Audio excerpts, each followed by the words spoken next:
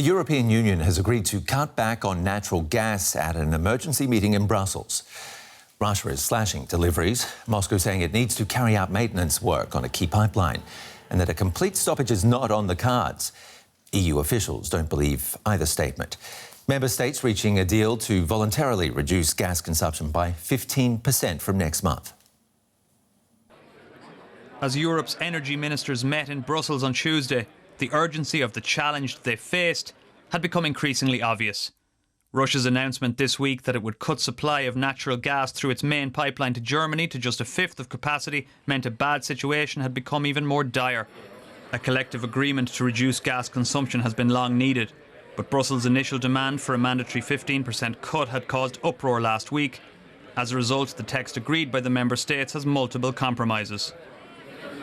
There is no other option than gas savings. Unless the EU gets rid of dependency on Russian gas, the prices remain high. If we succeed, the prices will drop. Proposed cuts of 15% are now voluntary, and if the target becomes mandatory, the list of opt-outs is long. Among the exemptions, island states not connected to the European grid such as Ireland, Malta and Cyprus. Countries heavily dependent on gas for electricity can also opt out. Necessary flexibility, ministers say, to protect the European economy as a whole. Our industrial production chains are completely interdependent. If there are problems with chemicals in Germany, then the whole of European industry can stop, and that is what is at stake. It shows that Europe stays united, that Europe is able to find unity and giving a strong signal also in the day where the flows of gas in Nord Stream 1 are reduced to another 20% to Putin and to Russia, you won't split us. So this is the important signal of the day. Since the war in Ukraine began 5 months ago, the need for Europe to rid itself of its dependence on Russian energy has grown by the day. Governments are hoping that with winter on the horizon, supplies tightening and prices soaring, this compromise is enough for now. Our Brussels correspondent Christine Morunbois explained to us how the deal is going to work. Well, Ben, the Commission says it will, provided that Europe experiences what it calls an average winter. Even with all the exceptions and the derogations, as they refer to, within this deal, the Commission is confident that if member states do their fair share in saving by reducing gas usage and instead saving that we would be able to get through the winter here in Europe. Of course, the intention is to store up reserves to reach a level of 80% capacity by November. The reserves are currently at 67%. The message from the Commission is save now, and that will make us safer in the winter, that this saving has to happen across the board and that everybody needs to pitch in and do their fair share. Now, in the event that the Commission sees that there is an emergency situation, there is a mechanism that's been baked into this deal, which would allow, of course, the heads of state of the EU member countries to trigger that mechanism, which makes this 15% mandatory as opposed to voluntary as it currently is. And according to EU officials, only Hungary opposed the deal. Well, that would be this particular deal, or the deal in this form. This is about the third draft from the Commission's initial plan that was proposed over a week ago that really caused havoc. That plan was rejected by a number of EU member states. It would have seen the Commission take control over the situation in a way, be in a position to mandate those cuts and dictate to EU members how to ration gas supply in their own countries. That was widely rejected by a number of countries, and so this version in its current form has only been rejected by Hungary. But bear in mind, to get here, these exemptions that I talked about have been baked in there, which effectively give a lifeline to any EU member state at any given time to be able to exercise some level of exemption. So in terms of what the EU is showing today, it is of course something that they can say we're united over, but in truth it was difficult getting to this point, and anybody can tell you this is a significantly watered down version of what the Commission intended. Christine, this and the war, of course, are going to isolate Russia long term, but short term it's Europeans hurting most.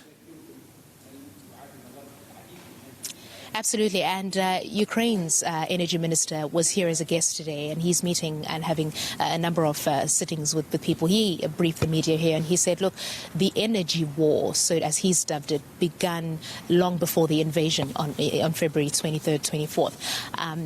And what we're seeing is definitely that. I mean, prices are going up, and when Russia reduces the gas supply, that takes the prices up. And this is what's also prompted the research that you saw by the International Agency for Energy, saying that in the months of the war, just the reduction of supply has seen prices soar to the point that Russia has essentially made 3 times what it would in energy sales than it would in a given winter. So in terms of Russia's capability to continue restricting the flow of gas, well, it seems to be getting incentivized by that. And of course, that just means European households will see their energy bills rise at a time when cost of living is already high in the bloc. It's going to be a difficult winter, and the Commission is hoping that this plan will soften what is a blow that is certain to come from Russia. Whether or not there will be a total cut in that gas, how long the winter will be, how severe the cold weather will be, of course, these are all unknown factors. But what the Commission is saying is, let's save as much as possible. It will do us better. It will at least signal to the market that there is contingency plan. But this is no doubt going to impact already hard-hit European households. Exactly. And all we do know is that winter is coming. DW's Christine Mahunwa, thank you very much for the analysis. The Social Democrats parliamentary spokesperson for energy, Nina Schier, joins us here in Germany. You're calling on all of us here to help save energy, consumers like you and me. But that's not going to be enough, is it, if there's a complete cut-off? It's not a complete cut-off at the moment, but it's a serious situation because 20% cut-off is. Excuse me? If this does develop into a complete cut-off at some stage, I'm asking whether or not it's going to be enough for all of us banding together to try to reduce our energy consumption. If it will come to a cut-off completely, it will a very serious situation because then our storages will not be filled to the winter, and then all the European Union will have a big problem because the storages are also for the whole European Union.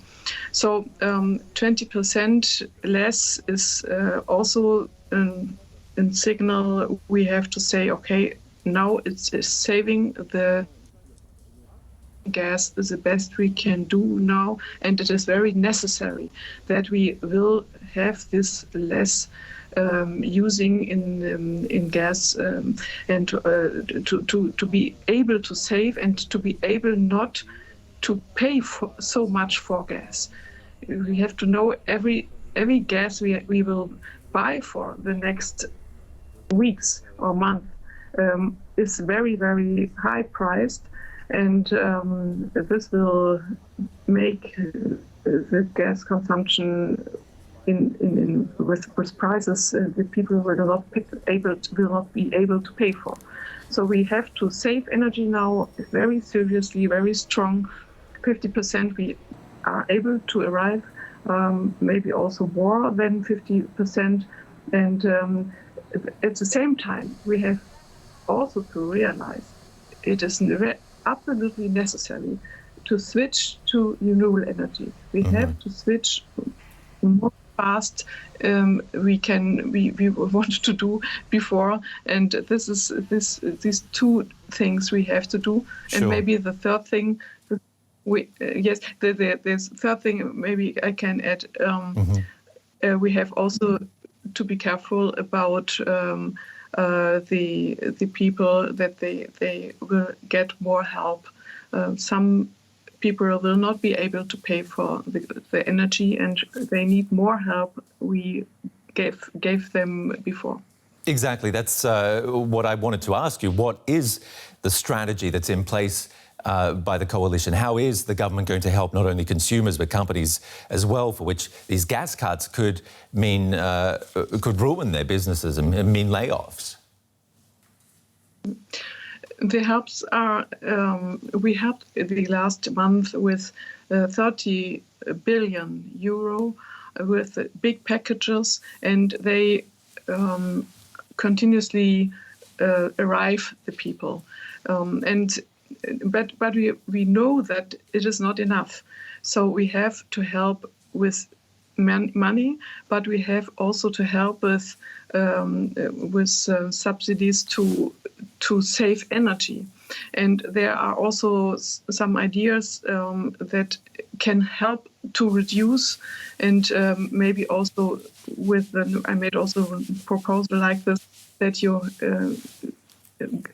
are getting some money back when you were successful with saving energy, and something like this we have to do. And we have also to realize that the 15% which are now coming, the 50% electricity which is coming from gas, we have to reduce very seriously. And for this we made also some acts which will fulfilled in the next month, that more coal power plants will go instead of the gas power plant, so that we can reduce the gas consumption also there.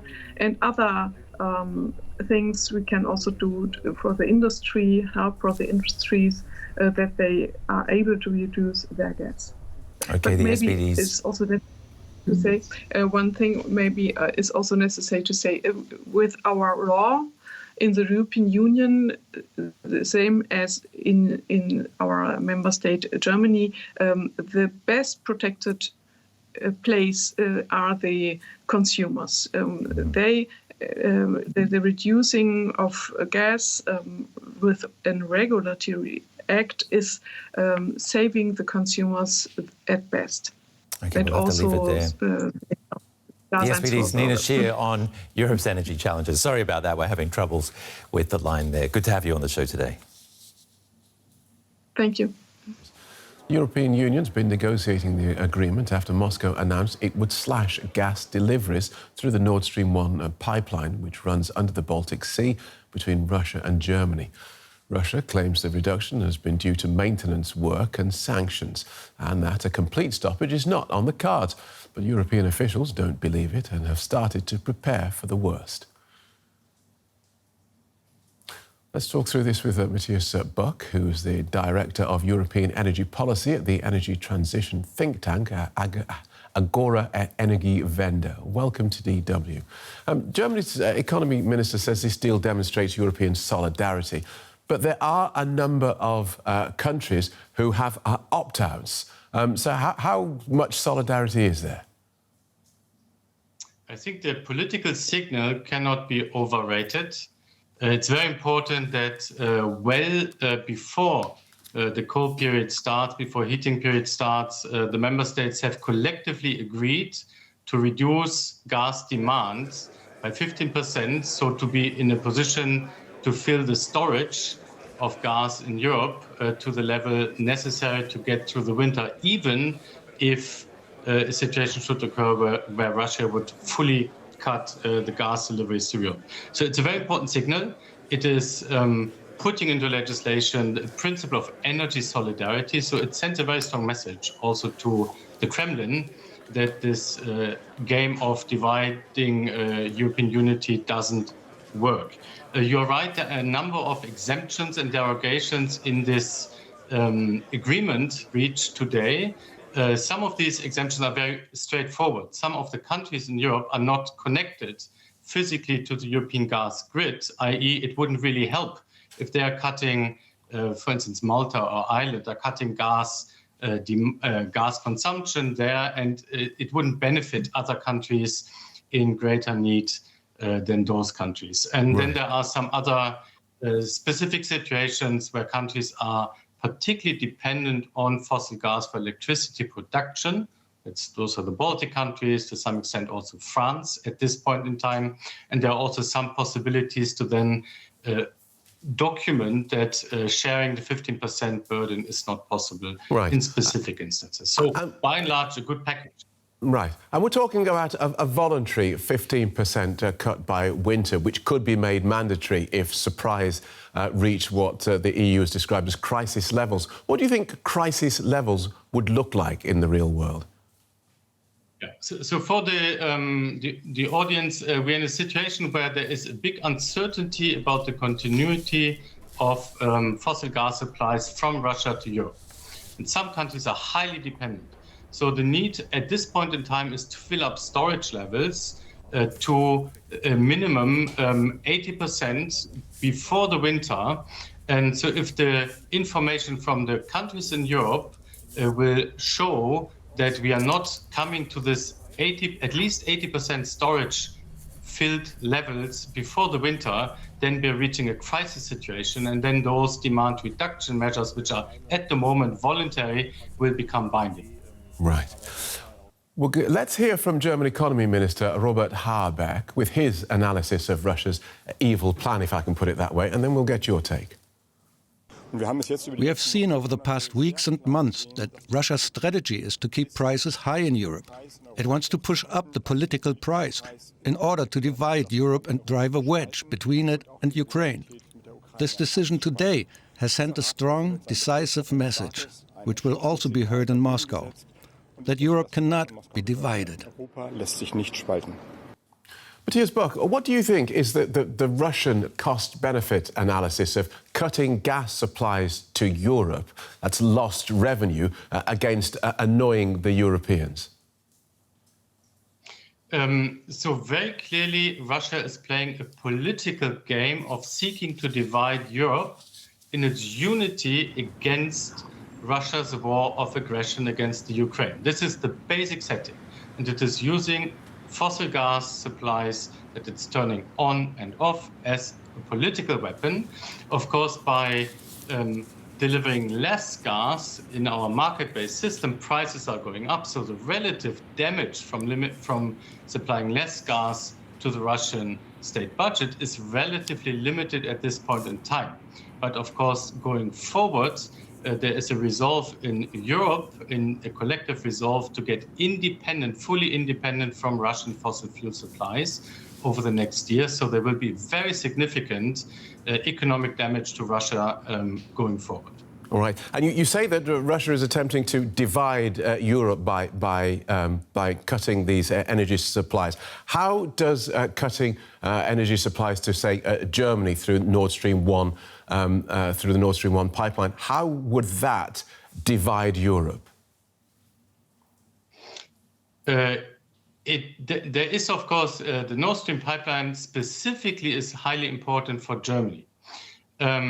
If Russia is selectively cutting some gas supplies to some countries, as it has done to Poland, for instance, to Bulgaria, not to Germany, then those countries may be in need of solidarity. And then exactly the situation that was the basis for discussion today amongst the member states, where they reached an agreement. So if there is a country that cannot supply itself with fossil gas from Russia or other sources, then solidarity will kick in, and there is, under certain conditions, a mandatory sharing of fossil gas amongst European countries. Because we do have a fairly well-connected internal European market for gas, so there is the infrastructure to pump gas from to switch Northern around Europe to Southern Europe. Understood. Yes. And so, as Russia loses out on energy markets in Europe for its oil and gas, is it finding other markets? So specifically for the gas, I think in the short term, there is a very clear challenge. Of course, Russia is currently in cooperation with China, seeking to develop a big pipeline project from Russia to China. This will, according to what I've read, take 3 years, potentially 4 years, and it will only be a fraction of the fossil gas currently supplied by pipeline to Europe. At the same time, and then the alternative LNG to liquefy the natural gas and to then export it to international markets, of course, is an option, but Russia is, at this point in time at least, very much dependent on technologies to be able to engage in the LNG market that is not. So it is missing some technical components to engage in energy production. Okay, that's clear. Thank you so much for joining us and explaining that to us. Matthias Buck from the energy transition think tank, Agora Energiewende. Let's take a closer look at this deal with Benjamin Schmidt. He's a former European energy security advisor at the US State Department. Welcome to DW. What's your take on this deal? Well, look, I mean, I think first, Phil, we have to look at what's going on. The EU is trying to pull together as much as possible. And this is really an offshoot of work that's been going on at the EU level since 2015 through the European Energy Union concept. This was a concept to build out both the energy security hardware and software, meaning the diversification infrastructure and then anti-monopoly legal regulatory models. That includes third energy package, gas directive, and things like this. But right now, this is where the rubber really hits the road. This is where we're going to see if all of the energy security steps that Europe has taken over the past 8 or 9 years are going to pay off, because this is the scenario that we've been talking about for many years, a significant or even full gas cutoff by Russia on the EU to limit its foreign policy latitude to push back on Russian aggression, in particular in Ukraine, but in terms of, Russian hybrid warfare elsewhere, using, weaponization of energy, space, supply chains, and food. So this is a really, really critical moment for the EU to see if that energy security preparation is going to pay off. I think it will. Right. Now, in crude terms, I'm going to ask you a question in just a sec, but I need to set it up, because we're in a situation where everybody loses from this. Russia loses money through not supplying Europe, and Europe, of course, loses a major energy supplier. But if gas supplies from Russia stop altogether, who suffers more, do you think? Europe, which is heavily dependent on Russia, or Russia, which largely lives off its energy exports? We're talking about a foot race here. The EU has more or less said that it's going to diversify rapidly away from dependence in imports of Russian natural gas.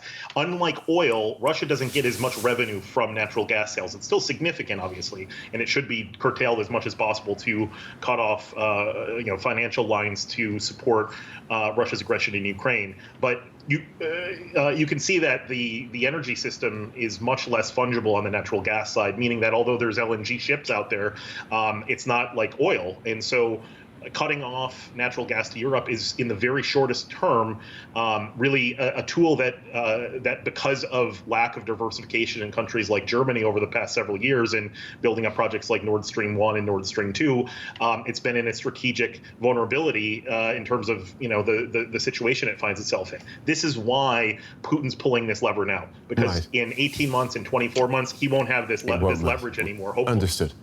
The supposed upside to this energy crisis is that it's accelerating the transfer to green energy. Is that actually happening? I think there is, but the problem that we have right now, Phil, is that you can't deploy grid scale, large scale renewables at scale to actually push back on this immediate gas cutoff. And this is why, ideas like the econ ministry has come out with to basically swap natural gas supplies by bringing in LNG from other sources. And that includes cutting off, expropriating and then cutting off the Nord Stream 2 pipelines and reconnecting them to floating storage and regasification units, these floating LNG terminals, to bring in LNG from non-Russian sources. Again, leveraging existing infrastructure. And again, when we look at these issues, and hopefully we'll talk briefly about the Siemens turbine situation that's central to all of this. We have to have a foreign policy that is based in technical reality. And what Russia is claiming on these turbines is completely false. We've seen statements from a myriad of German ministries on this front. OK, we'll have to leave the talk of the Siemens turbine to another day, but for now, that's very clear. Thank you for that, Ben. Benjamin Schmidt is a former European energy security advisor to the US State Department. Thanks so much, Phil.